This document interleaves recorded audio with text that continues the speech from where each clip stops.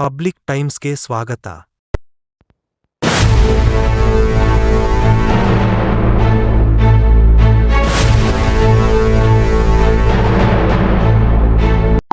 ಸರ್ಕಾರಿ ಆಸ್ಪತ್ರೆಯ ಆವರಣದಲ್ಲಿಯೇ ದಗದಗನೆ ಒತ್ತಿ ಉರಿದ ಕಾರು.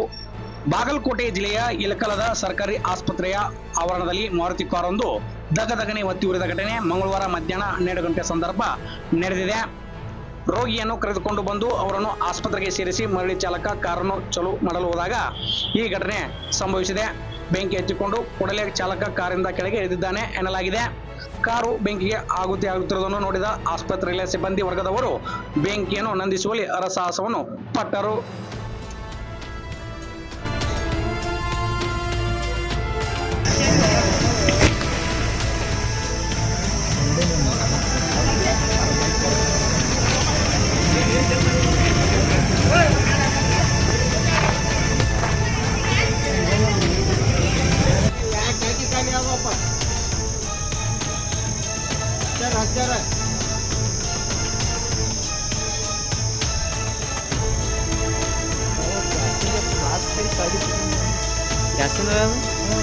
ಇನ್ನಷ್ಟು ಸುದ್ದಿಗಳನ್ನು ನೋಡಲು ಪಬ್ಲಿಕ್ ಟೈಮ್ಸ್ ಸಬ್ಸ್ಕ್ರೈಬ್ ಮಾಡಿ, ಬೆಲ್ ಬಟನ್ ಒತ್ತಿ.